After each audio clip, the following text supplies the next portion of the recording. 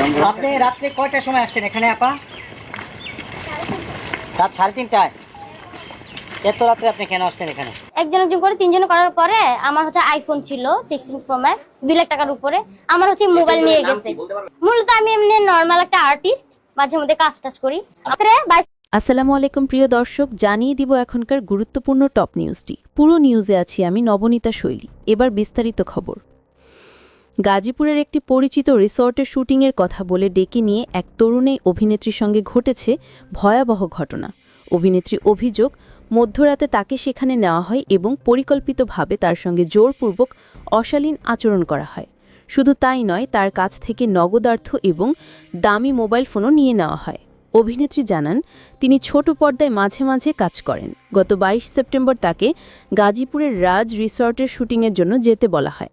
এর আগের রাতেই পরিচালক পরিচয়দানকারী একজন ব্যক্তি তাকে ফোন করেন এবং জরুরি ভিত্তিতে রিসর্টে আসার অনুরোধ জানান। তিনি নিজেই গিয়ে তাকে নিয়ে যান।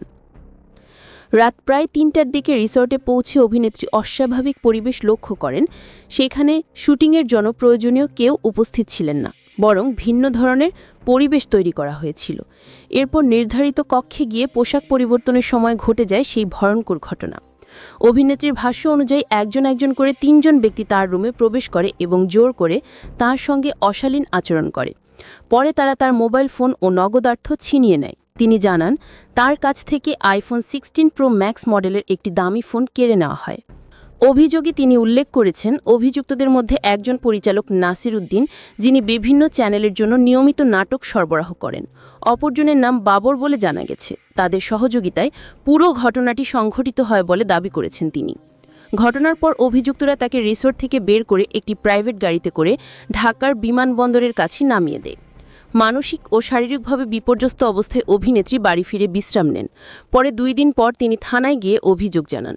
সংশ্লিষ্ট থানায় মামলা করার পর পুলিশ ইতিমধ্যে তদন্ত শুরু করেছে। এই ঘটনার পর দেশজুড়ে ব্যাপক চাঞ্চল্যের সৃষ্টি হয়েছে। ভুক্তভোগী অভিনেত্রী অভিযুক্তদের দ্রুত আইনের আওতায় এনে কঠোর শাস্তি নিশ্চিত করার দাবি জানিয়েছেন। প্রিয় দর্শক, এই ছিল এখনকার গুরুত্বপূর্ণ নিউজ। আরও গুরুত্বপূর্ণ নিউজ নিয়ে ফিরছি কিছুক্ষণের মধ্যে। নিউজগুলো সবার আগে দেখার জন্য এই চ্যানেলটি সাবস্ক্রাইব করতে ভুলবেন না। ধন্যবাদ।